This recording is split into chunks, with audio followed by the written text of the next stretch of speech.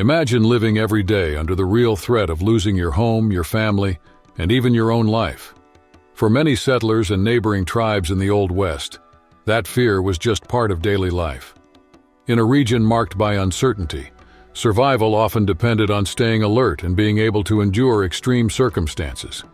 In this harsh environment, the Apache tribes became known for their striking warfare practices, especially in how they treated women.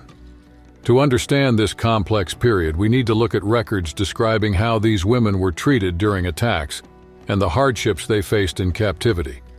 These accounts reveal how violence didn't just cause immediate pain, it was also a tool to spread fear and maintain control. It was a strategy that shaped alliances and triggered retaliatory actions, fueling a cycle that was hard to break.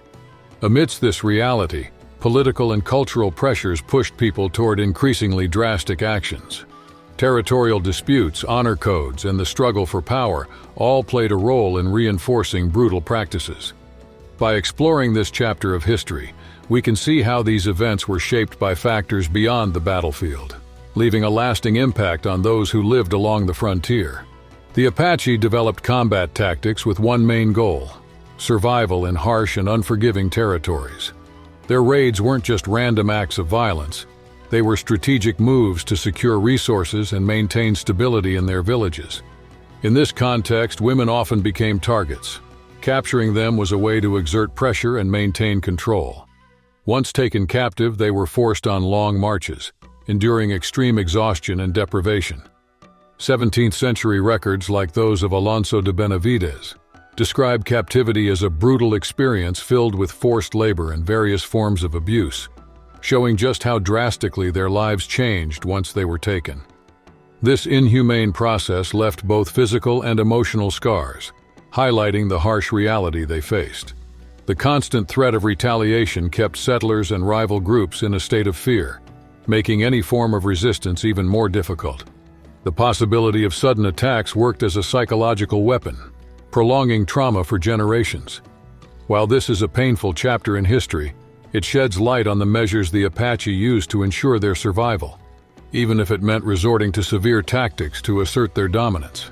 Forced marriages hold a dark place in the history of Apache raids. These unions weren't just social bonds, they were tools of survival and domination. Captured women, whether from other tribes or colonial settlements, were pressured into marriage as part of their subjugation, with no choice and no protection. Once brought into new households, many lost access to their language, their customs, and any connection to their families. This isolation paved the way for total control, as they became entirely dependent on their captors for survival. In this context, marriage was both a method of assimilation and a way to impose values that stripped these women of their freedom and identity. But these marriages weren't just personal. They had political consequences too. They were used to seal alliances or strengthen power within Apache society. In this process, women were forced into roles of servitude and childbirth, with no say in their own futures. Marriage stopped being a choice and became part of a strategy to solidify the captor's society while keeping the captives under a strict system of control. These marriages were used to seal agreements and tighten control over captured women. The emotional and psychological toll went beyond just losing their freedom.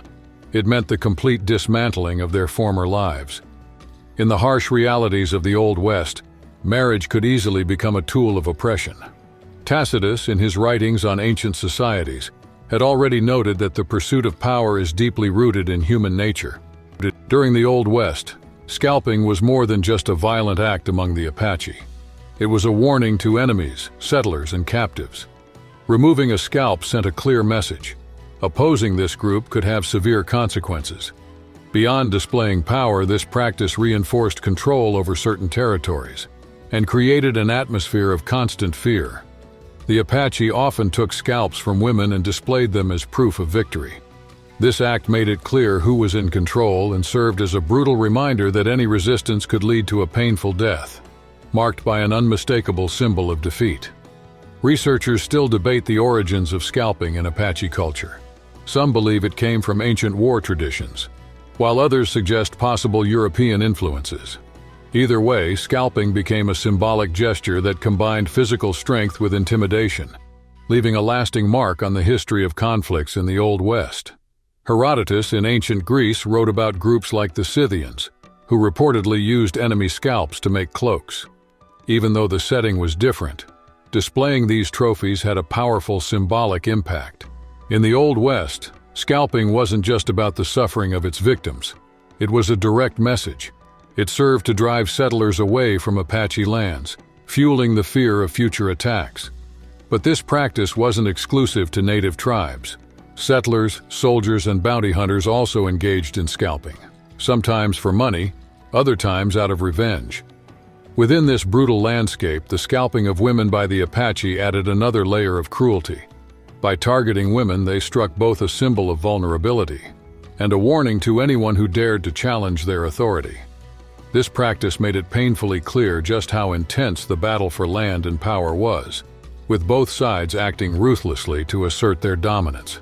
Rawhide whips and club beatings weren't just tools of pain, they were tools of control. During Apache raids, many women endured this kind of physical violence, which often went beyond simply being held captive. For them, every lash or blow was a harsh reminder of their complete lack of freedom, enforcing obedience and breaking any attempt at resistance. If a captive showed even the slightest sign of defiance, her captors used these punishments to reassert their authority. Historical accounts, mostly from settlers and former prisoners who later documented their experiences, shed light on these brutal realities. One of the most well-known testimonies comes from Olive Oatman, a young girl captured in 1851. She described how beatings were used to keep her submissive, though details of her story continue to spark debate among researchers. Even so, her account fits into a broader pattern of violence suffered by many who were taken captive. These acts paint a grim picture of an era defined by constant conflict and the daily struggle for survival, where every decision was shaped by power and the ever-present fear of retaliation. Burns and mutilations left a dark mark on the conflicts involving the Apache. Many accounts describe how captured women were used as examples to spread fear and discourage any resistance. Fire, whether through glowing embers or prolonged exposure to flames, was more than just a tool of pain. It was a calculated display of power. The message was clear. Anyone who defied the Apache had to understand the consequences of their actions. After these burnings, mutilation often followed. Fingers were cut off, deep facial wounds were inflicted, and other brutal injuries were common, leaving scars that went beyond the physical. By doing this, the Apache sent a direct warning to enemies and potential allies of rival tribes. There were no limits to their brutality.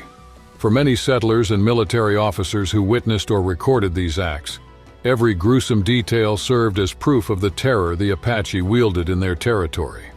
Accounts described permanent wounds and scars that carried deep meaning, turning victims into living warnings. The psychological impact was intense, making it clear that hesitation or surrender had no place in this struggle. Anyone who dared to come closer knew exactly what price they would pay. On the frontier of the Old West, Apache women faced extreme hardships that left lasting marks on their bodies and lives. Cycles of revenge between settlers, rival groups, and even the Apache themselves created a constant backdrop of violence, where mutilations and burnings were used as forms of punishment or retaliation.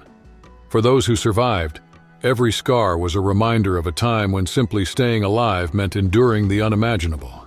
In this brutal reality, violent raids, forced marriages, scalping, and various forms of abuse didn't just threaten women's lives. They stripped away parts of their identity. It was a world where the lines between survival and morality blurred, fueling a cycle of pain that affected everyone involved. Looking back at this dark chapter in history, it's worth reflecting on what these stories can teach us about power, survival, and human nature. How does the suffering of these women shape our understanding of the past? What lessons can we apply to the present? Share your thoughts in the comments. To keep exploring these events and gain a broader perspective on history, like this video, subscribe to the channel and turn on notifications. Your support helps keep the memory of these pivotal times alive, even when they reveal difficult truths. Your engagement makes all the difference in building a more complete picture of who we were and who we are today.